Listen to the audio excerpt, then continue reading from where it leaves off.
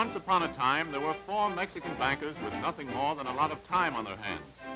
And that, my friends, is probably how it started.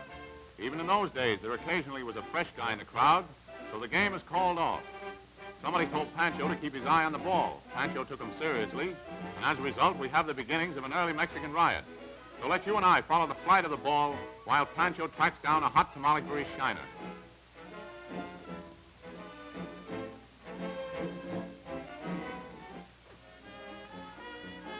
We've skipped about 6 or 7 generations, and we find the crude beginning of a game that is destined to become one of the most fascinating sports in the world.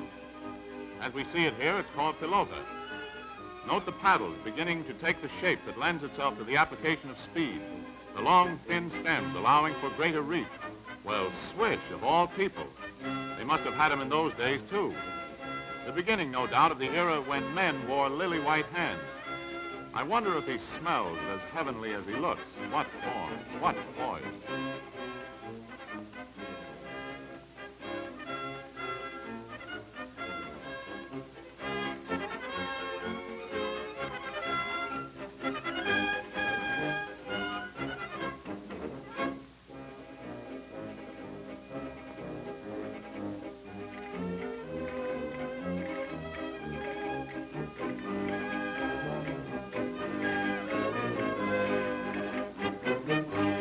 Goodness gracious, Pilota is wounded, and he's burning up.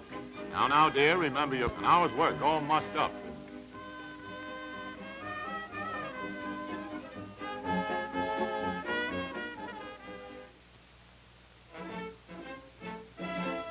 And now we take another swipe at the pages of time.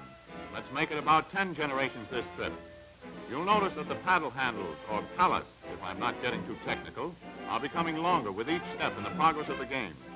The ball, too, has been greatly improved. In place of the soft, gum-like sphere, we find it solid and therefore much faster. To handle it with these paddles now takes a certain amount of skill. Teamwork, another fundamental, is being emphasized, as you can see in the maneuvering of the 4 players on the court. And as the game is speeded up, so it becomes necessary to conserve energy for the long rallies. Note the graceful technique of these players, the balance and coordination. It was along about this time that the sport began to branch out into many forms of the pastime of stick and ball.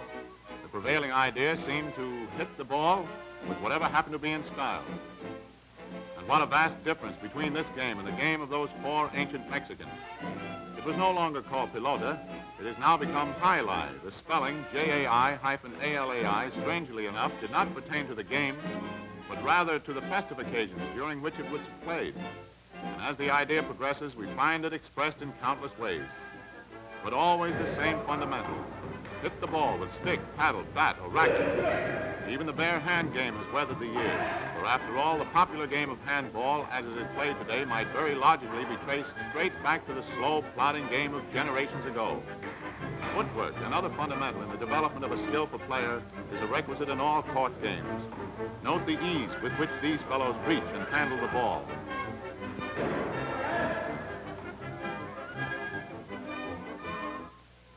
Slow motion accentuates another important phase of the sport, the all-important factor of timing. With eyes glued to the flight of the ball, these fellows anticipate the rebound and are usually in position to hit the ball with body swing and follow through.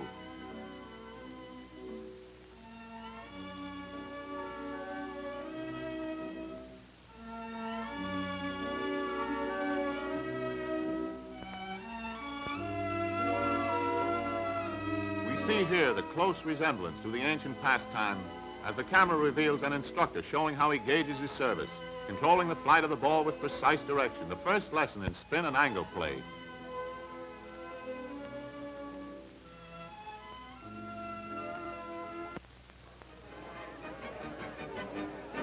In Mexico, the birthplace of the game, we also find an amazing change, for today the ancient game of Highli has become a major sport and a thriving business. The game itself has speeded up tremendously by the use of the long, narrow wicker basket called the sesta, which the player straps to his wrist. And needless to say, straps it very carefully, for it must be fastened tight enough to prevent it slipping and yet allow the free play of the wrist as he snares the ball and hurls it to the wall of the court.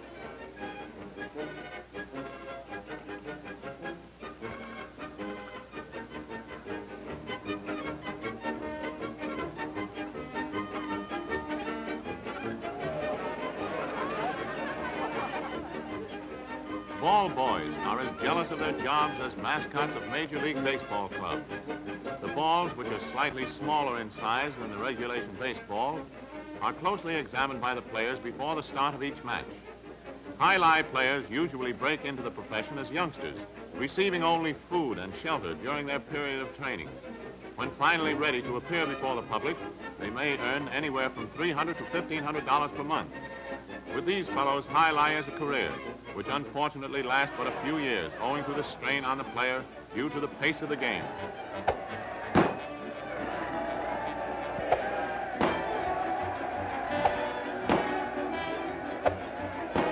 The game, as it is played today, requires a three-wall court, front wall on either side. In the rear, a screen protects the spectators from injury by the whizzing ball that travels with the speed of a bullet.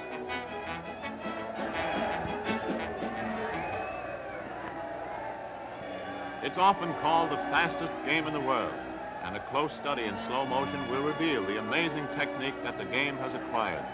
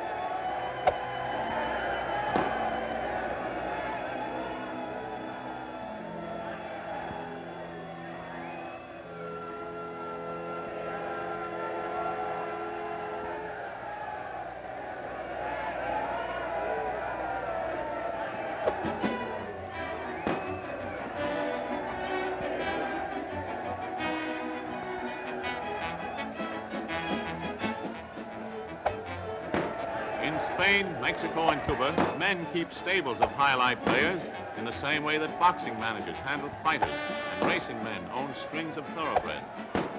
It's a game that calls for everything in the makeup of a well-rounded athlete and affords an excellent portrayal of the skill, speed, and stamina, which, after all, are the three vital fundamentals of every popular sport.